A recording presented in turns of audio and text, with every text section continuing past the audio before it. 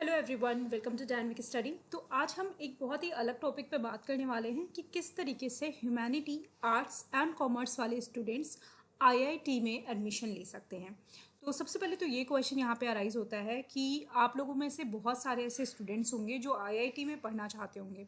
हमेशा से आप लोग अगर नहीं भी टेक्नोलॉजी सब्जेक्ट के रहे होंगे तो भी आपको लगता होगा कि भाई आईआईटी एक ऐसा इंस्टीट्यूशन है जहाँ पर एजुकेशन लेना बहुत बड़ी बात है, बहुत बहुत इम्पोर्टेंस वाली बात है।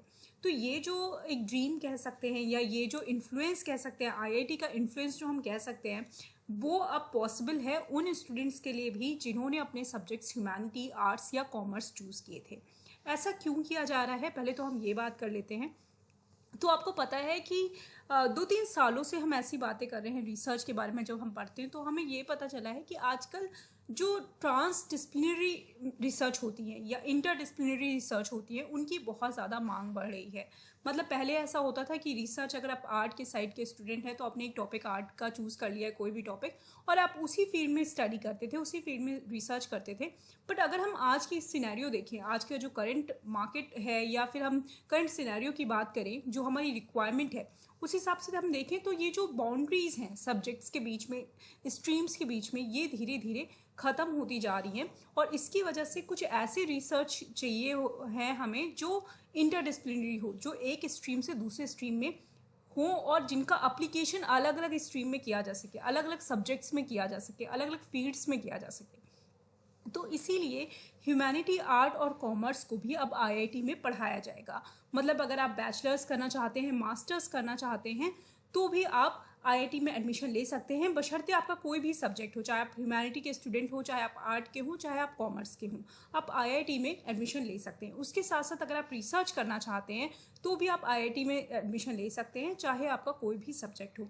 अब यहाँ पर बात आई कि किस तरीके से ह्यूमैनिटी, आर्ट एंड कॉमर्स वाले स्टूडेंट आईआईटी में एडमिशन ले सकते हैं या आईआईटी जैसे इंस्टीट्यूशंस पे, जिसमें कि आपका आईआईएससी आता है, उसके अलावा आपका ट्रिपल आईटी आता है, एनआईटी आता है। तो आईआईटी के आसपास के जो भी टेक्नोलॉजिकल बेस्ड आपके इंस्टीट्यूशंस हैं, टेक्नोलॉजी बेस्ड इंस्टीट्यूशंस हैं, उसमें आप किस तरीके से एडमिशन ले सकते हैं। तो उससे पहले ये बात कर लेते हैं कि किस तरीके से ऐसा क्या हुआ कि आईआईटी में ह्यूमैनिटी, आर्ट्स एंड कॉमर्स वाले स्टूडेंट आए।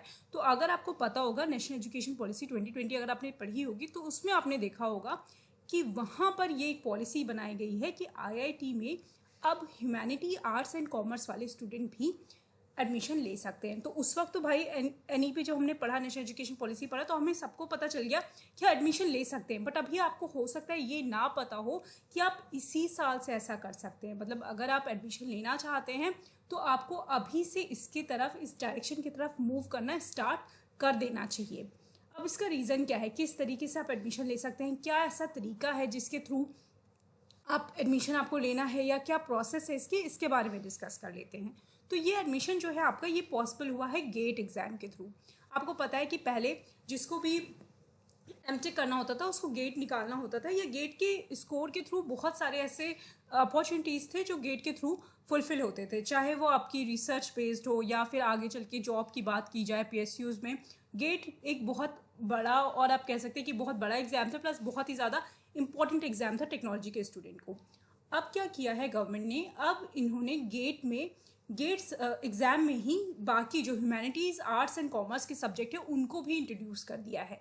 मतलब अब कोई भी आर्ट का बच्चा भी गेट का एग्ज़ाम अपीयर करेगा और उसके बाद वो अपना सब्जेक्ट लेके उसमें चूज़ करेगा और अपने सब्जेक्ट से गेट का एग्ज़ाम देगा। जैसे कि नेट होता है, नेट में आपको पता है कि एक जनरल पेपर होता है और उसके साथ साथ एक आपका जो आपका स्पेशलाइज सब्जेक्ट है उसका पेपर होता है। अब गेट में भी ऐसा होगा, आपका स्पेशलाइज सब्जेक्ट का पेपर होगा और उसमें आप एग्ज़ाम देंगे। उसके बाद जो भी आपका रिजल्ट होगा, जो भी आपका स्कोर होगा, उसके बेसिस पे आप एडमिशन्स ले सकते हैं आईआईटीज़ में या फिर आईआईटी जैसे इंस्टीट्यूशन में, जिसमें कि आईआईएससी बेंगलोर आपका आता है, प्लस आपका एनआईटी आता है, ट्रिपल आईटीज़ आते हैं, वहाँ पर भी आप एडमिशन ले सकते हैं।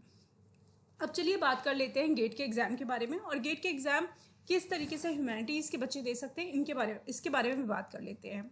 तो ये जो सब्जेक्ट है आपका, ये 27 सब्जेक्ट्स में इस बार कंडक्ट किया जाएगा और इसमें न्यू सब्जेक्ट्स कौन कौन से डाले गए हैं, इसमें इन्वायरमेंटल साइंस डाला गया है, उसके अलावा ह्यूमैनिटीज़ एंड सोशल साइंस को भी डाला गया है, जिसमें आप सोशल साइंस के स्टूडेंट जो हैं वो इकोनॉमिक्स चूज़ कर सकते हैं, इंग्लिश चूज़ कर सकते हैं, लिंग्विस्टिक्स चूज़ कर सकते हैं, फिलॉसफी, साइकोलॉजी एंड सोशोलॉजी भी सब्जेक्ट चूज़ कर सकते हैं। यहाँ पे ध्यान रखिएगा, अगर इनमें से कोई भी सब्जेक्ट आपका रहा है तो आप यहाँ पर अपीयर कर सकते हैं।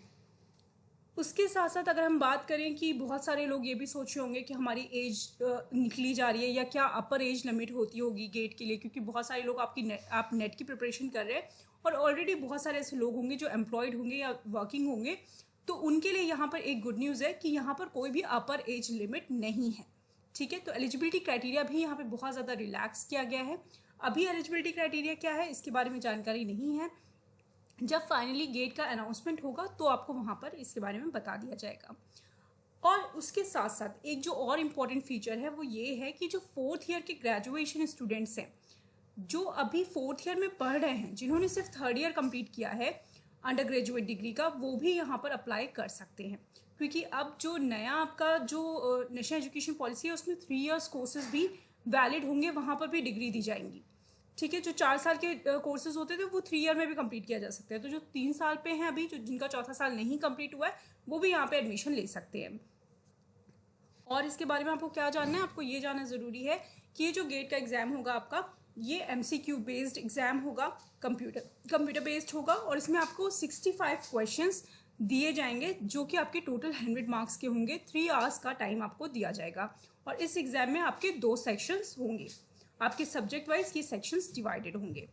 इसके बाद अगर हम बात करें कि गेट 2021 कब स्टार्ट हो रहा है, तो ये आपका इसका जो प्रोसेस है वो सितंबर 14 से स्टार्ट होगा एप्लीकेशन प्रोसेस, और सितंबर 30 को ये आपका क्लोज कर दिया जाएगा। सिर्फ 15 दिन का टाइम रहेगा आपके पास, जिसमें आपको ये फॉर्म भरना होगा। ठीक है, गेट जैसा कि आप इसका फुल फॉर्म ही देख सकते हैं, graduate aptitude test in engineering, जो कि सिर्फ इंजीनियरिंग स्टूडेंट्स के लिए था, अब इसको ओपन कर दिया गया है ह्यूमैनिटीज़, आर्ट्स एंड कॉमर्स वालों के लिए भी। तो यहाँ पर अगर मान लीजिए कि आपकी सितंबर 30 तक डेट चली भी जाती है तो भी आप अक्टूबर 7 तक लेट फी का पेमेंट करके इसका फॉर्म फिल कर सकते हैं। हर साल क्या होता है कि गेट को अलग अलग IITs कंडक्ट कराते हैं। इस साल वाला जो आपका गेट एग्ज़ाम है वो IIT बॉम्बे कंडक्ट कराएगा। अब बात कर लेते हैं कि कब आपका इसका एग्ज़ाम होगा। ठीक है, 2020 तो आप देख ही रहे हैं किस तरीके की सिचुएशन है, तो इस एग्ज़ाम का ऐसा स्पेकुलेशन है कि ये आपका फरवरी 2021 में जाएगा, इसलिए हम इसको गेट 2021 बोल रहे हैं।